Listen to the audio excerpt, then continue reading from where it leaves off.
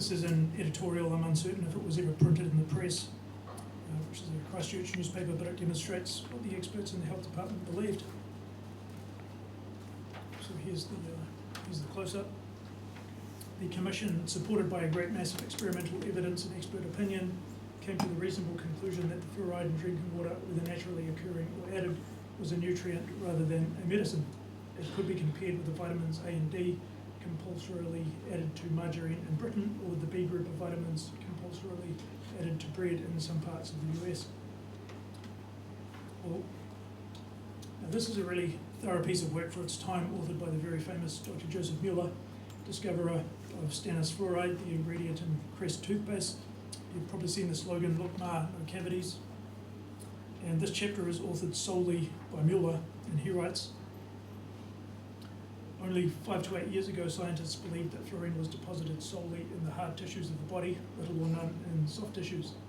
Today, good evidence suggests the presence of considerable quantities of fluorine in different soft tissues of the body, and although we do not yet know the function of the element in these tissues, when we do, we may well wish to broaden our concept of the functions of fluorine in the body." In a paper dealing with the effect of fluorides on reproduction, Schulz and Lamb in 1925 made this statement. I'll just quote the second part. "It's quite generally considered as being one of the inorganic elements essential in interjects human nutrition, which is necessary in small amounts only, although there is no evidence of its necessity except its occurrence in the animal body." This is a small part of his conclusion. The entire chapter is worth reading. There's a copy at the National Library. "It can be stated with certainty that there is strong suggestive evidence from the studies of McClendon and Gershon-Cohen, as well as from human studies in natural and artificial fluoride communal fluoride areas, that fluorine is essential for dental health. This in itself should classify fluorine as an essential element. Well, this classification of fluorine based on the decay reduction of community water fluoridation is what I've called benefit as a criterion for essentiality. And that has to do with the blurring of a boundary between the terms beneficial and essential. And I don't want to insist on where we all ought to draw the line. You can make your own minds up. But the important thing to see here is that in newspapers the claims are very certain regarding necessity. And there's a firm dividing line in newspapers. Well, so it's sort of I'm not really much of a computers kind of guy. So if something's difficult to do in graphics, I'll just draw it and take a photo. And no need to get torn apart about it, of course. Well, Mueller's opinion must have changed, and in 1970, writing for the World Health Organization, he only cited the rodent experiments with regard to essentiality. He no longer suggested here that it should be considered essential based on the benefits of fluoridation, though he still advocated for fluoridation. Further study with the use of diet slower and fluorine content than those reported here concerning the essentiality of fluorine is needed, especially in regard to the effects on cellular enzyme systems, on normal and pathological calcification processes, and on reproduction and initial growth responses. That's the final sentence of his conclusion in 1970 on this topic. Now, our desire for equality, our compulsion to hear both sides, has a very subtle effect. Research in the middle gets ignored, so research that decisively concludes a substance or mode of action, good or bad, right or wrong, too much, not enough, can be ridiculed and criticised by the side that does not like it, or championed by the side that does. Research concluding the substance we're for or against does nothing. Research that's inconsistent in results, difficult to understand or explain in a 3-minute media segment, or put in a slogan on a pamphlet, or research that which might undermine both sides, can be ignored for a simple reason. In a both sides debate, it's useless to either side, so it can be ignored, though it may be true. Well, in 1959, the research of Ari Wadir and Paul Phillips from the Department of Biochemistry at the University of Wisconsin was published in the April issue of the Journal of Nutrition. They performed an experiment which was designed to examine the long-term effects of differing levels of fluoride of food and waterborne fluoride on rats over a 2-year period. They noted that no demonstration of absolute essentiality had been made for fluoride. Funds for this experiment were supplied partially by the Research Committee of the Graduate School from funds supplied by the Wisconsin Alumni Research Foundation. The only places I've ever seen this experiment mentioned are a 1974 National Academy of Sciences publication, The Effects of Fluorides in Animals, and Eric Underwood's textbook, Trace Elements in Human and Animal Nutrition. Maybe I've seen it mentioned in a couple of other places since I finished the book in 2018, but it sprang to mind. A possible reason for this is the opening sentence. There is a paucity of data on long-term effects of the intake of small amounts of fluoride on experimental animals, despite the consensus of opinion to the contrary. And this echoes the words of R.S. Harris of MIT, quoted in the Seattle Daily Times in 1952. That not enough scientific study has been done over its effects over a long period of time. Well, these guys used 7 groups of 25 littermates, fed a semi-natural karyogenic diet for a year. Sorry, is that hard to read? They planned to remove 3 rats from each group at 3, 6, 12 and 18 months and the rest at 2 years for testing. They would look at fluoride femur levels, dental caries incidence and severity, wear of molars, general health, reproduction, growth rate, number and weight of litters and weanlings. Unfortunately, due to respiratory and glandular infections causing death among rats, the experiment could only last 1 year. The main constituents of the diet fed to the rats were ground oat groats, soybean oil, sucrose and dry skim milk powder. Corn and halibut liver oils were added, as were calcium, salt and iodine. The diet contained approximately 0.5 part per million fluoride. The severity of dental caries, molar wear and periodontal effects increased progressively with time. Fluoridation of either water or food at these low levels did not alter the pattern of these changes.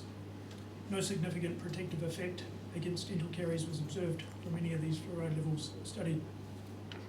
Growth rates, mature weights, reproduction and lactation were all normal and reflected no effect due to fluoride. After the 4th month, the general health of the strand of rats was poor, but again, no effect attributable to fluoride was indicated. The experiment says nothing particularly good or bad about fluorides or fluoridation beyond the first sentence, so it's quite useless to both advocates and opponents of CWF, so it's ignored. There's little impetus for anyone on either side of the debate to discuss it. I don't think opponents discuss it much because it doesn't say fluoride killed the rats, and advocates probably avoid it because of the first sentence, which basically calls them out. The experts continued claiming fluorine was a nutrient. This is August 1959. And in 1961, it's a natural trace element, vital nutrient, says JC. A JC means a person in the Junior Chamber of Commerce, of whom both in America and New Zealand have publicly supported fluoridation without their qualifications or lack of qualifications relevant to science becoming an issue at all beyond rare occasion. There's a couple of examples in the book, but the attitude of media and experts is just they're happy to have the JCs on board and helping with promotion. And these people promoted fluoridation a lot in the 1950s and even within the last few decades, I think. And this illustrates one of the key points I want to make, that this claim has a purpose. It refutes or counters the opponent's claim that this stuff is a drug or has drug-like properties or effects. And again, a day later, it's 21st of June, gets called a trace element, and here's where I should introduce some definitions of this term. So this is Arnold Bender's Dictionary of Food Technology. The important word here is needed. This is the Penguin Dictionary of Biology, 2004. This definition is pretty consistent with medical dictionaries. So in the book I quote 11 definitions from various dictionaries of a biological nature, and they all use words like needed or required or trace element. Well, here's the punchline. I wrote to the New Zealand Dental Association asking if there's a definition of trace element that's definite, and they wrote back and said it doesn't relate to any aspect of dentistry. So if you get into a really difficult argument with someone about dentistry or fluoride and they use the term trace element, and just say, well, it's not relevant. And don't tell them you're secretly reading Dr. Cutress and Curzin's book because it's a good read. Now, this kind person who responded to me from the NZDA suggested I contact the New Zealand Institute of Chemistry, which of course I did, and the answer I received from this person was quite sensible. So this is Joanna from the NZIC. So an element is a substance that cannot be decomposed into two or more simpler substances, and then the conversation turns to the word trace. So a trace element or impurity implies some sort of very small amount. I don't think there's a standard definition of what amount trace will actually mean, and this will differ from discipline to discipline and subject area to subject area. The only definition that I quote in the book that doesn't follow this pattern is the Concise Oxford Dictionary by Fowler and Allen in 1990, which posits two definitions, a non-medical and a medical. So one is a chemical element occurring in minute amounts, and two is a chemical element required only in minute amounts by living organisms for normal growth. So of course the IUPAC, the International Union of Pure and Applied Chemistry, uses a non-medical definition. Any element having an average concentration of less than about 100 ppma, part per million atoms, or less than 100 micrograms per gram. Now I have to apologise because I didn't realise there were two definitions of this term until after I finished writing the book, so my bad. And I did include the IUPAC definition, but not until the end.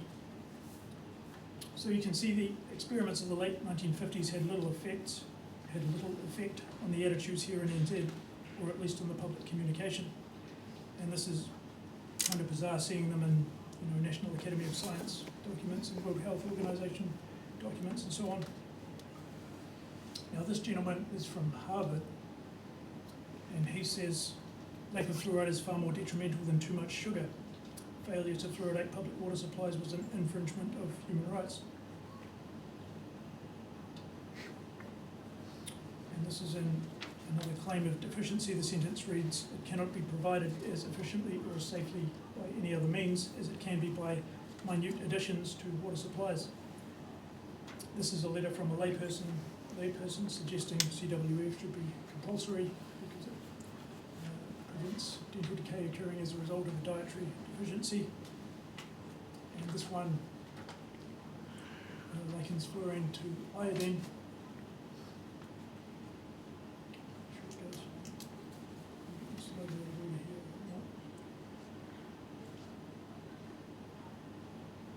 No, it's this one. This one's the comparing to iodine.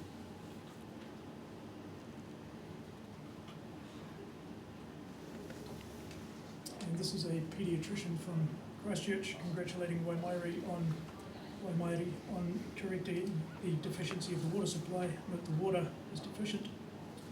Now, Ken Perrott, who's one of my favourite experts, had a good argument sort of against this claim that the water could be deficient when a gentleman presented this to him online.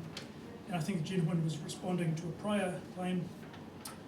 So this man says if water has a fluoride deficiency, then it's deficient in dozens of elements. The deficiency claim is probably one of the wackiest I've heard, just more pseudoscience. And Ken says, surely you aren't that thick. Deficiency refers to intake, not water. So a person's body should be considered deficient in something, not water. And he goes on to explain the beneficial effects at 0.7 part per million and so on. Well, the reason so many experts talk publicly of fluoride deficiencies is that they're discussed in technical literature. So this is often without recourse to any experimentation. For instance, in a 1961 issue, the Journal of Social Issues focused completely on fluoridation. The first page of the article claims without deliberation that it's similar to iodine, and they're both halogens. So much beyond that. Now,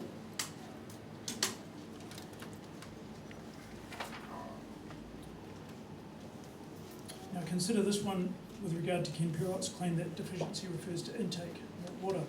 This is from the Journal of the American Dental Association in 1962. Surely they know what they're doing, but by the criterion implied in Dr. Perrott's response, well, I won't say, I don't want to insult them, but well, this is from the same journal a decade later. Note that the communities are fluoride deficient. Great little quote about dentists' income there. Despite the greater direct and indirect effort by dentists in fluoride deficient communities, median incomes of dentists were higher in fluoridated communities. Well, the next page over says they saw less patients in the fluoridated communities, 3,000 compared to 3,125. This is from Michigan, the claim made, I think, by a layman, the same argument used to refute the medicine argument. It's nature's nutrient, beneficial to mankind. He pointed out that because local water has a deficiency of this important nutrient, it would be added to correct deficiency. And another letter from a layman claiming, assuming that juvenile dental health is important and that a wholesale change in diet is impracticable, if not impossible. I take it as reasonable that local water be reinforced by adding a natural nutrient. Littleton's water supply was deficient in fluoride, which was essential for the growth of healthy teeth and bones. The Health and Sanitation Committee reported to the Littleton Borough Council. Well, this is another deprivation experiment published in the Journal of Experimental Biology and Medicine. I should say, everyone help yourself to the food berries, heaps and heaps. This is cited by the World Health Organization in 1970 and the National Academy of Sciences frequently when they look at this. An abstract appeared in 1963. This team are from the University of Arizona, and they pointed to some of the previous experiments and reiterated that in no case has an indication of an essential function for fluoride been noted.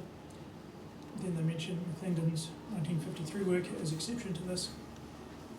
Well, the methodical stuff is about what you'd expect, soybean and grain in a greenhouse built for the purpose of minimizing fluorine in hydroponically grown crops. The greenhouse was fitted with evaporative coolers with microfilters to minimize dust. Silica sand used as a potting medium after treatment to remove fluorides. Water was double distilled, deionized, purity checked throughout. Chemicals used contained less than 0.01 part per million fluoride. The nutrient solution contained less than 0.001 part per million fluoride. The details involved in minimizing fluoride levels in food ingredients were quite particular. The main constituent of the diet was soybeans, 55%. The rest included grain, sorghum, sucrose, and minor constituents, like vitamin mix, salts, and corn oil. Sodium bromide was also added. Doberines and co-workers said the diet was supplemented with vitamins and minerals adequately to satisfy the requirements for these micronutrients. They claimed the diet contained less than 0.005 ppm fluoride. This was fed to the first group, no added fluoride, and also to the second group, 2 part per million fluoride added, and the third group was fed field-grown sorghum and soybean, which contained 2.67 part per million. 9 rats were used in each group in a 10-week experimental time. Summarising, they said, while starting weights when they're identical, the rats with the added sodium fluoride had final weights less than the others. Doberins and co-workers wrote in their summary that the only significant differences in enzyme activity were an increase in serum isocitric dehydrogenase and a decrease of this enzyme in the liver.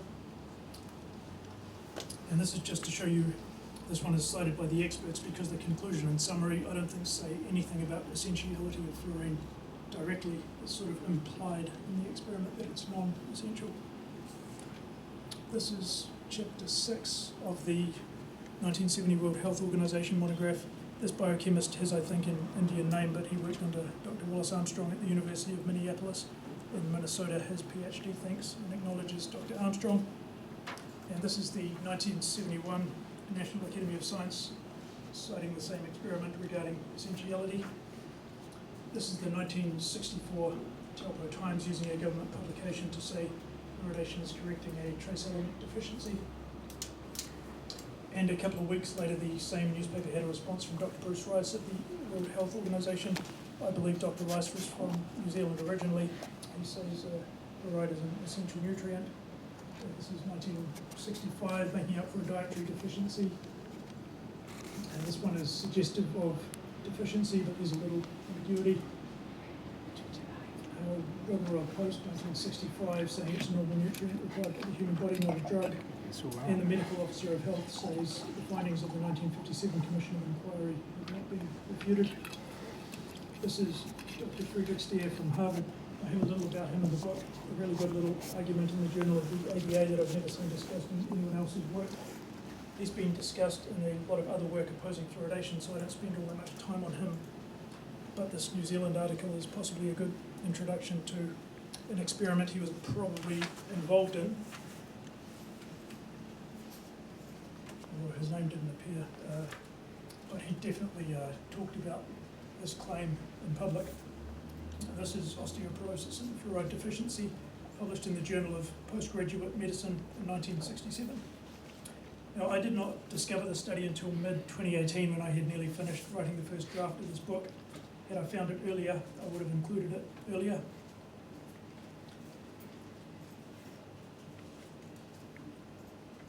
The big claim here, I guess, is 34% of women more than 65 years of age were recorded as having collapsed vertebrae, while the comparable value in the high fluoride areas was approximately 10%. Relative bone density decreased with age as expected. In the low fluoride, that's 0.15 to 0.3 part per million areas. Percentage of women with low bone density were 45 to 54 years, 22%, 55 to 64, 64%, and 65 years old, 85%. Now, women in high fluoride of 4 to 6 part per million areas had half these rates of low bone density.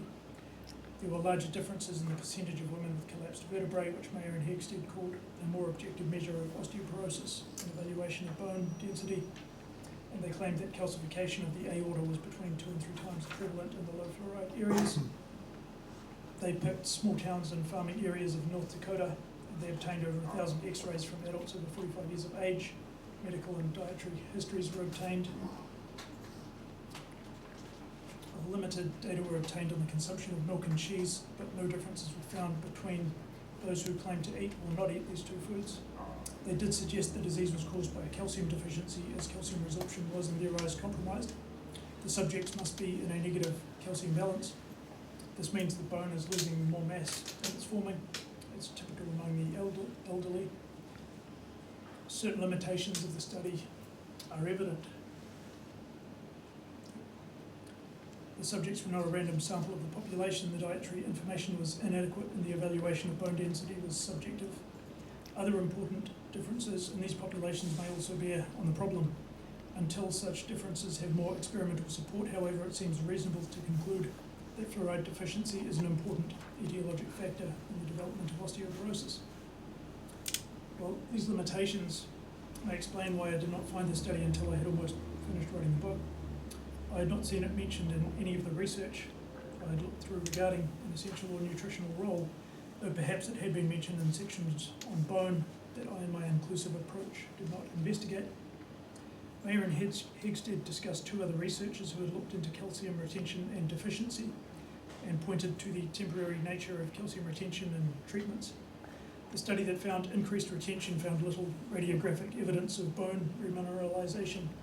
The other found no help from fluoride and calcium retention. And this study, according to Mayer and Hegsted, re-emphasized the probability that much of the calcium balance data is not trustworthy. Well, this study has been cited by 3 subsequent articles, one of which was published in the Journal of the ADA in 1968, funded by the Bureau of Medicine and Surgery at the US Navy. This is Robert Van Reen, PhD, and he mentioned the Mayer and Hegsted study only once in the final sentence of his paper. A recent review of the relationship of fluoride deficiency and osteoporosis was made by Hegsted. The other 2 studies that cited Mayer and Hegsted's work do not appear related to the possibility of a nutritional role for fluorine. That's the second.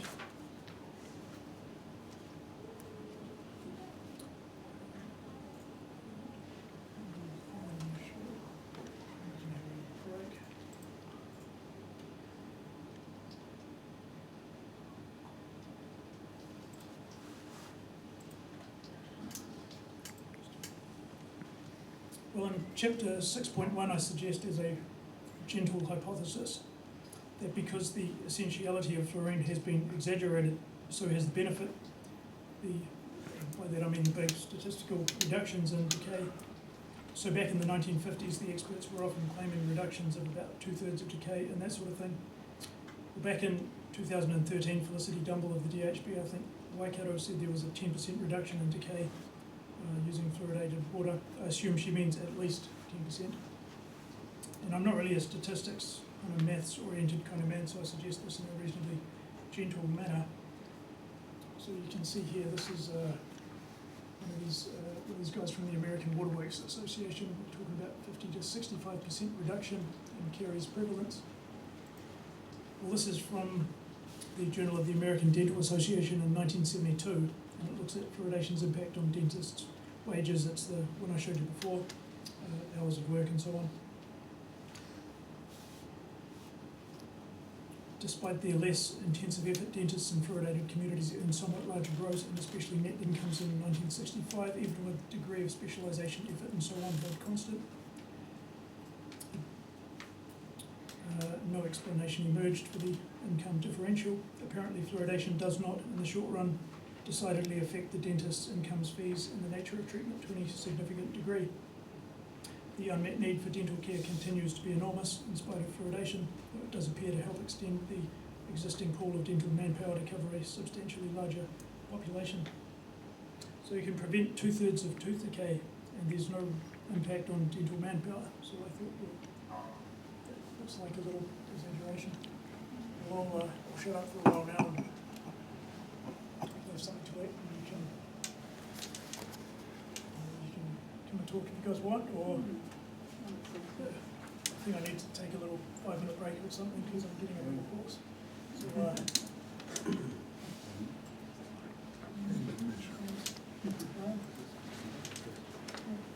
while you're doing that, when we got to about slide 37 or something, you started referring or used the word fluorines or fluorides in the plural. What do you mean? I suppose that it wasn't really intentional,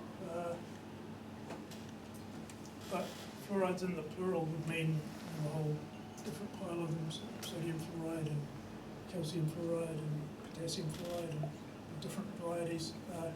Some of these... So what's going into our water supply then, please? Sorry? Which one is going into our water supply?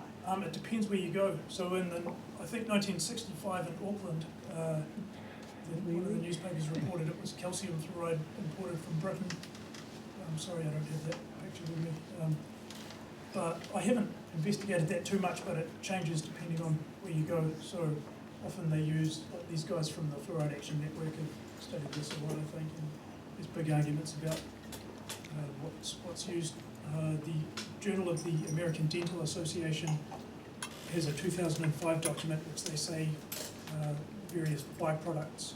So I think what they mean by byproduct is any compound that's not the intended product for sale. So like you buy a TV and it's got wrapping, and the wrapping is the byproduct. So these guys from the Fluoride Action Network and so on say it's a rubbish product. And I haven't looked too much into that, but it looks like it's really accurate. I'll show you one from... So in terms of the experiment, it doesn't really matter which initial product like calcium it comes from. Well, some of the experiments use sodium fluoride, some of them use, I think 1959 one used city tap water, which is probably, back in 1959, is probably sodium fluoride, although they didn't say that it might be hexafluorosilicic acid, which is a byproduct of the fertilizer, phosphate fertilizer industry or something like that. I don't know heaps about that sort of stuff, but there is a whole chapter in this book about the impact of industry. So this is one of the documents that it cites, and this is talking about the various industries. So the chemical suppliers of sodium fluoride, sodium silicate fluoride, hydrofluorosilicic acid, all of which may be used, standing to benefit from the boom, chemical companies and equipment firms.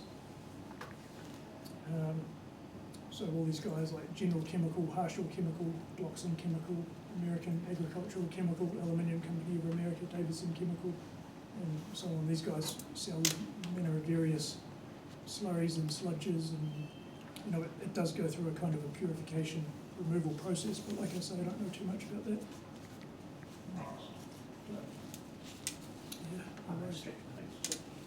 Sorry? I said I better get up to. Yeah.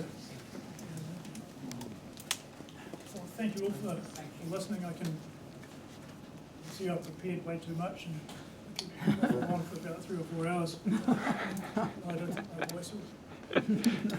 I don't think we could. Better leave a bit of the book Yeah. for us to read. Yeah, that's right.